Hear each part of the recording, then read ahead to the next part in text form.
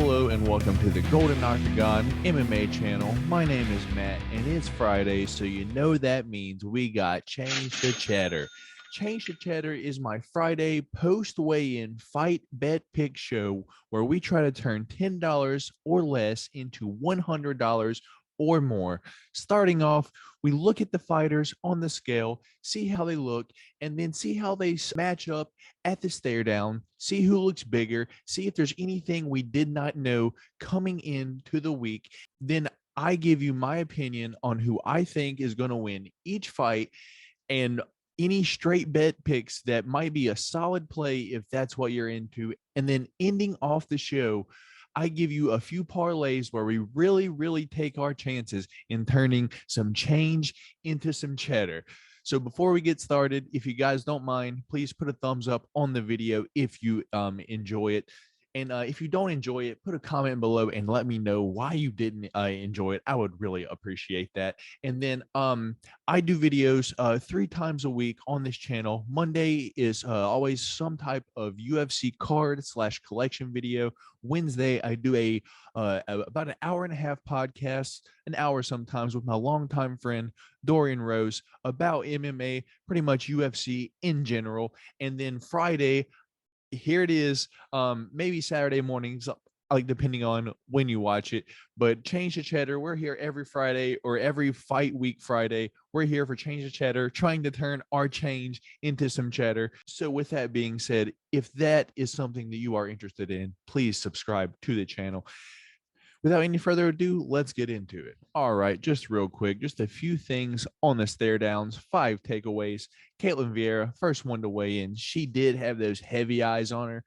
I don't know if that's too much to look into, simply because Caitlin Vieira just has those heavy eyes in general. Maybe she was tired. She didn't really look too out of the ordinary, but it scares me every single time.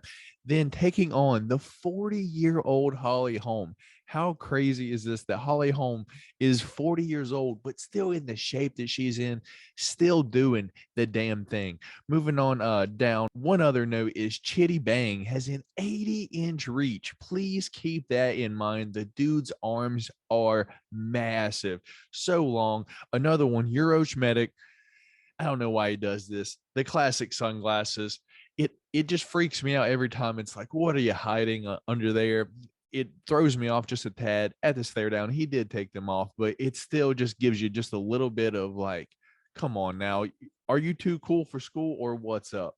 And the last one, Alan Omidowski, looked like he was praising Allah when he made weight. He did make 186, but apparently he didn't think that he was close at all, and he was so relieved that he did make weight. So those are my 5 key factors heading into this week that I took away from the weigh-ins in general, or just overall. So moving on to the stare downs, that's what we're really going to be focusing in on.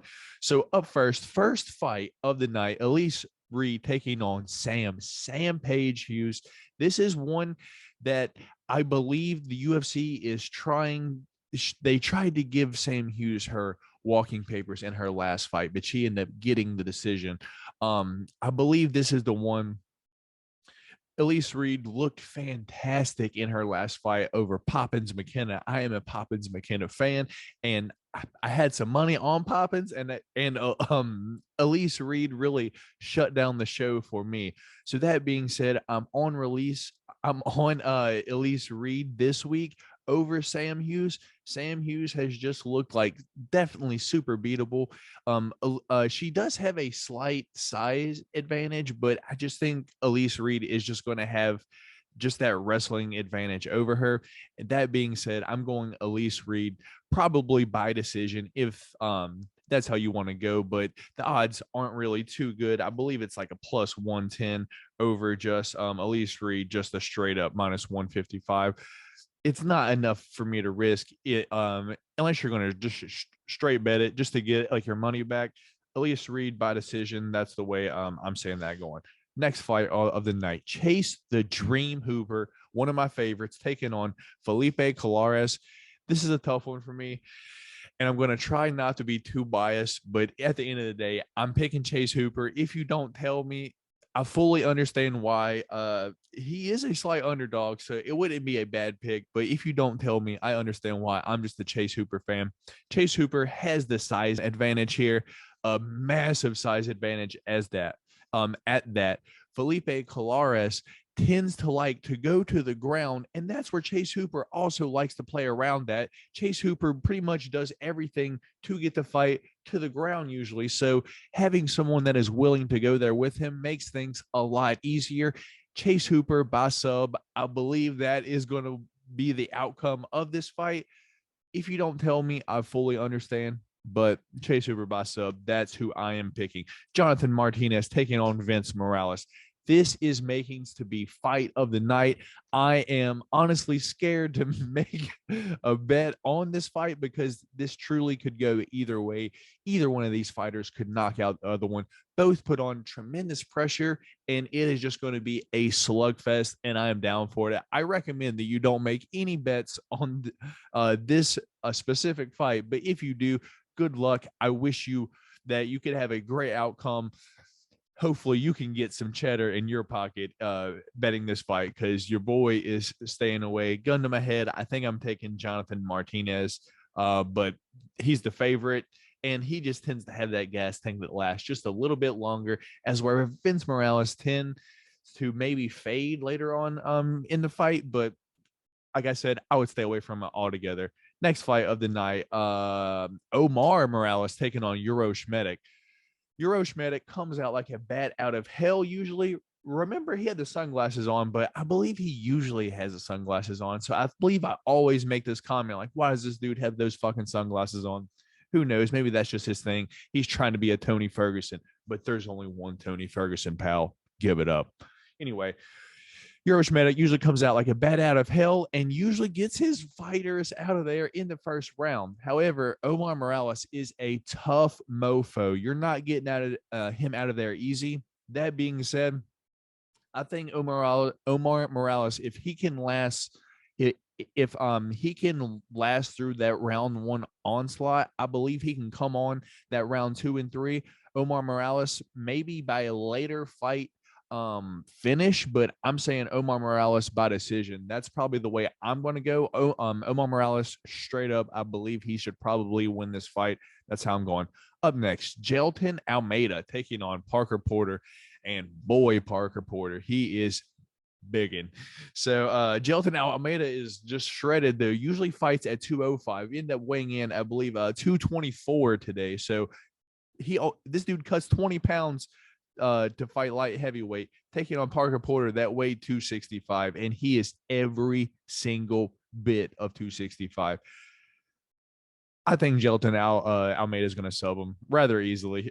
I don't know what it is. He's just going to get him down. In his last few fights, he is shot immediately. As soon as, like the ref said, Jailton Almeida was diving at the feet. I believe nothing's going to change here. He's going to get Parker Porter down and sub him within the first couple minutes. I don't know if this is going to go out of the first round. If I'm going to be honest, Jailton Almeida by sub. That is the way I am going. Up next, we got. I don't know if he changed his name this time. Last time he wanted to be known as Ugly Man Joe, but apparently not this time. So this time we got Joseph Holmes taking on Alan Omidowski. So Alan Omidowski, remember when I said at the weigh-in, he looked like he was so relieved when he made weight. And then at the stare down, he's just the smaller guy of the two. Man, I don't see how Joseph Holmes here doesn't finish Omidowski. He's probably going to sub him if I'm going to be honest. Just looking over like the two's record, Omidowski, he's a wrestler. He tends to like to go down there. He's been subbed. Joseph Holmes has those RNCs on his record. Joseph Holmes is probably going to sub him here. That is the way I'm going. Although Joseph Holmes did not look great against Jamie Pickett in his last fight. So that scares me because I don't consider Jamie Pickett to be, UFC caliber, if I'm going to be honest. He hasn't looked good. He just looks like he's not ready yet. He has potential. He's still super green. It looks like he's just not ready yet. And he barely edged off the victory against Ugly Man Joe. last fight. So that kind of scares me here. I'm going to be honest, but something tells me Ugly Man Joe is over the UFC jitters. He's ready to get Alan Omidowski out of there. Joseph Holmes by sub. That's the way I'm going. All right, next fight of the night. We got Eric Anders taking on the Iron Turtle, Jung Young Park. One of my favorite names in the UFC. It's perfect. So this being said, Eric Anderson floats back and forth 205 to 185, and that's quite a bit of weight. And the thing is he looks like he belongs at 205 usually. So when he comes down to 185, it's just like his stomach's gone, and he has that full six pack. Got a massive size advantage over the Iron Turtle here. Iron Turtle 5'8" over Eric Anderson 6'1". I just really have a hard time seeing Jung Young Park winning this fight. When he fought, what was his name, Rodriguez, when he couldn't get him down, he just kind of like resulted to just throwing haymakers, like caution to the wind. And I think if you do that with Eric Anders, he's going to keep taking you down, and I believe he's going to expose you on the wrestling side, because I think that's Jung Young Park's plan as well, is to get Anders down to wrestle him. I got to go Eric Anders here. He's bigger. He has more UFC experience. I believe he's going to wrestle him, and he is the slight underdog as well. So that is some money to be made there. Eric Anders is the way I'm going. Maybe if you want to go over the 1.5 mark or Eric Anders in 3 or decision, it would fully understandable. I don't know if he gets the Iron Turtle out of there. So up next, we got Pollyanna Viana taking on Tabitha Ricci. This is one that I see Cheddar to be made, boys and girls. So Pollyanna Viana is the bigger. She's got highlight subs on her belt. Tabitha Ricci is a new to the UFC Brazilian Jiu-Jitsu player, if you will. Rather known for it, but hasn't showed it at all in the UFC. Lost her last 2 fights. Got what do I say? Pretty much late notice fight against Manon Vieira up at 125, and just demolished, battered for I don't know how long. The fight did get stopped after a while, but yeah, it was kind of a rough one. I'm gonna be honest. And then I believe Lupe Godinez, she fought Lupe Godinez. Let me check that just to make sure, so I'm not spitting a bunch of rubbish out of my mouth. No, Maria Oliveira, and she did beat Maria Oliveira. So correct me, I am wrong, but I don't think that it was anything fantastic. I believe, yeah, it was by decision. So that being said, the UFC experience is on Pollyanna Viana's side, and Pollyanna Viana at a sub is a plus 400. It's so tasty, just sitting there ready. Pollyanna Viana by sub. That's how I think this is going. Don't be surprised if this ends in the first round, because Pollyanna Viana is disgusting. She is great on the ground, and I think you're going to see it tomorrow night here. Next fight of the night, Chitty Bang taking on Dusko Todorovic. Injaquani, there we go. I said I know I was gonna, like, I'm so bad at it. I get him and Kennedy and Zejic, whose name mixed up so much. I'm just gonna refer to him as Chitty Bang for the rest of this breakdown. So Chitty Bang taking on Dusko Todorovic. Remember, he has an 80-inch reach. That is a massive reach for this weight division, and Dusko backs up from every single punch like this. Watch. Go back. Watch tomorrow night. His defense is his head movement, but it's like he puts his chin in the air first. It doesn't make a whole lot of sense. I don't understand why. If Dusko can get this to the ground, maybe he can get him out of there. But Chitty Bang is so experienced at this point. He had so many fights before the UFC. I think he's going to win here, guys. And I think he's going to knock Dusko out. Dusko has shown that his chin can be cracked. It's going to be a rough one for Dusko. Chitty Bang by knockout. That's how I'm going, baby. All right, up next, Another one also that could be fight of the night, Santiago Ponzinibbio taking on Michel the Malador Vieira. If you don't know me, I'm about to let you know he's one of my top 3 most exciting fighters to watch in the UFC. When I watch Michel Pereira, my eyes are glued. I just want to watch whatever he does. The dude, you never know if he's going to throw a cartwheel kick, if he's going to jump off the cage and throw something flying, if he's going to do a backflip and stomp your face in the case of the Nico Price fight. I'm sorry, Nico Price. I'm sorry that happened, man. But I got to go Michel here. He's a lot more calm than he used to be. He usually doesn't pull out the antics until the 3rd round. And at the stare down, my God, Michel was so much bigger than Santiago was. I didn't know. I knew he was going to have a small height advantage. I didn't know he was going to have that much of a height advantage. So that being said, if we get a patient Michel Pereira, like the one that was slapping Salikov, I believe, if we get one like that, I think Michel wins this by decision. But don't count it out. Santiago Ponzinibbio is and then after seeing him now, rather shorter fighter, and he stands low as well. So we could see a Michel Pereira flying knee. Don't be too surprised if that happens, but I'm going Michel, and I'm going to take the over 1.5 if you're betting DraftKings. I think because it's not going to surprise me if a late round 2, early round 3, he hits some kind of like flying knee and gets Santiago out of there. It just scares me when I pick the decision prop.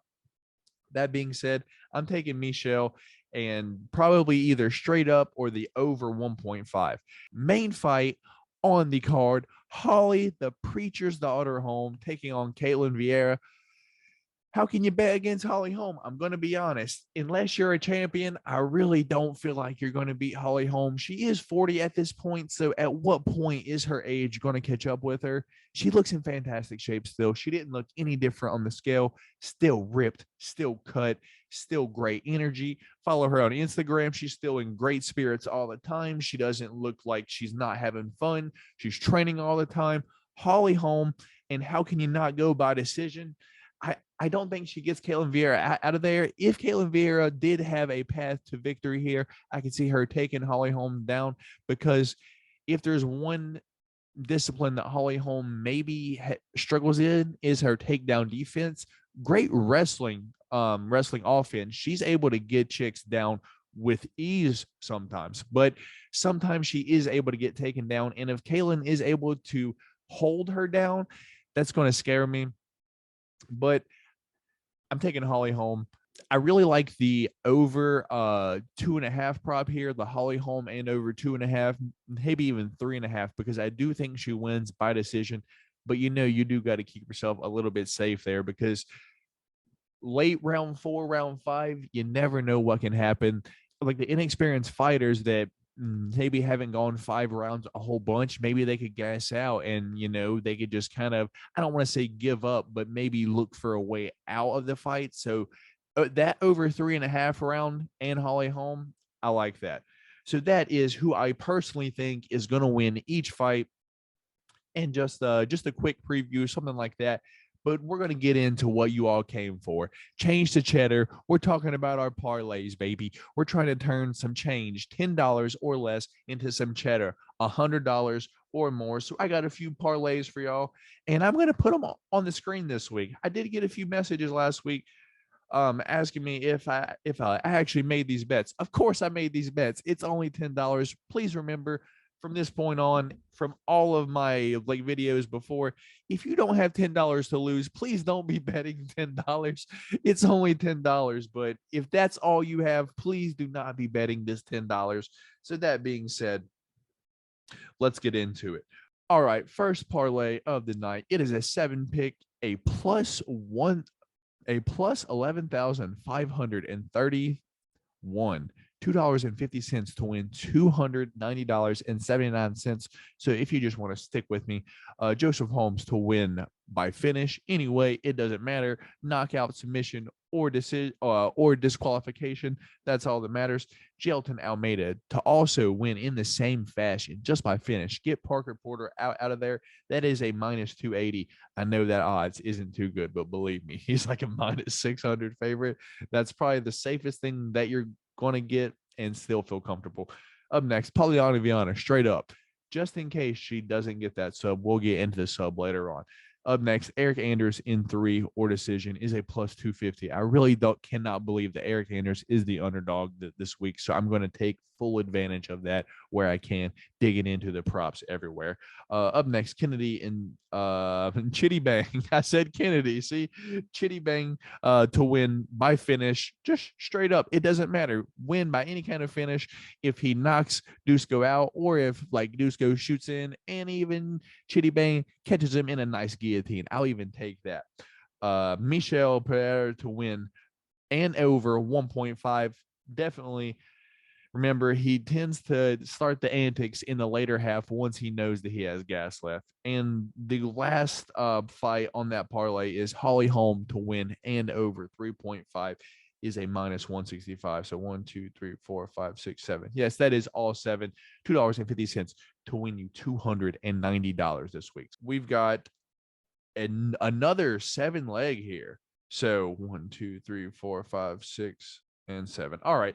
So this one does not include the main event, I don't believe. No, this one does not include the main event. So this one is to start the night. It is a 7 leg plus 32,870. This $2.50 could net you, make you $824.25. Starting off, Elise Reed by decision. That is a plus 100. Solid way to get your money back there. Omar Morales, straight up, money line, main line, whatever you want to call it, minus 140. We're taking him. Joseph Holmes by submission. This is where we start getting interesting. Joseph Holmes by submission is a plus 200, but I think he's going to sub Omidowski. He's going to want to take it to the ground. Joseph Holmes has those subs on his record. We're taking Joseph Holmes. Eric Anders by decision. Another one. Iron Turtle is tough. I don't know if Eric Anders is going to get him out of there. If so, it will be later on, but I do think Eric Anders by decision is the way to go, is a plus 330. Once again, we're digging in those parlays. Plus 330 on the parlay there. Chitty Bang to win by finish at all, minus 105, but we just need Chitty Bang to get Dusko out of there. That's all it takes. And Michel Pereira to win and over 1.5. That is the 7 legs. Elise Reed by decision. Omar Morales, Joseph Holmes by sub, Jelton Almeida by sub. Maybe I didn't say that. Jelton Almeida by sub over Parker Porter is also on there at a minus 110. I don't think I said that. Eric Anders by decision. Chitty Bang by finish, and Michel over 1.5. 7 legs, $2.50, $824. So next 2 are just kind of fun ones. I'm going to be honest. One is a 50-cent parlay to win $90.22. I know it's not $100, but it's 50 cents to win $90. So here we go. Pollyanna Viana by sub at a plus 400. Jelton Almeida by sub at a plus 110. Joseph Holmes to win by sub at plus 215, and Chase Hooper to win by sub at plus 500. I'm calling that the parlay subs, baby. 4 subs. If those 4 subs happen, we are turning our 50 cents into $90 this week, baby. Also have a little bit more risky one on that. Kind of the same thing. 2 legs this week. Chase Hooper to win by sub at a plus 500, and one I'm really confident in, y'all, Pollyanna Viana by sub at a plus 400. Those 2 together, those 2 parlays together, Chase Hooper by sub and Pollyanna Viana by sub is a plus 2,900. We're putting $2.50 on that this week to win $75. I know it's kind of risky, but it ain't too much, and we can win $75 back. That's most of the money that we bet for the next 7 weeks off of that $75 back. So if you tell me on that one, good luck. All right, here we go. Last parlay of the day, our Hail Mary, our 10 leg, our $1 parlay, trying to get the most money that we possibly can. All right, here we go. 10 leg parlay, $1 to win $6,970. Our Hail Mary this week, baby. Can we cash out this week? 10 leg parlay, $1 to win 6,000. It is a plus a bunch of numbers. I'm not even going to try to read it out because I always fuck it up. So, first up, Elise Reed straight up at a minus 155. Next, Chase Hooper by sub at a plus 500. Omar Morales to win and over 1.5. Joseph Holmes to win by sub. Jelton Almeida by finish. I don't care how it is. Pollyanna Viana to win by sub. That is a plus 400. Eric Anders straight up money line, main line, however you want to call it, plus 165. Chitty Bang by knockout at a plus 110. That one's kind of a risky one. I don't know. Michelle Pereira straight up at a minus 140, and Holly Holm straight up at a minus 220, ending it out there. So not all of the fights on the card. I did, as I said, I did leave the Jonathan Martinez versus the Vince Morales fight off the parlay. That one scares me. I don't know who's going to win it. Both fighters are great. Both are exciting. Both are interesting. But that is the change the cheddar for this week. I wish you all luck, whether you are tailing me or fading me, whether it goes. Good luck on this weekend's fights. I appreciate you watching. Once again, put a thumbs up on the video if you enjoy it. And if you are interested in any of my other UFC content, please subscribe to the channel. That's all for this week, y'all. This is Matt from the Golden Octagon. Peace.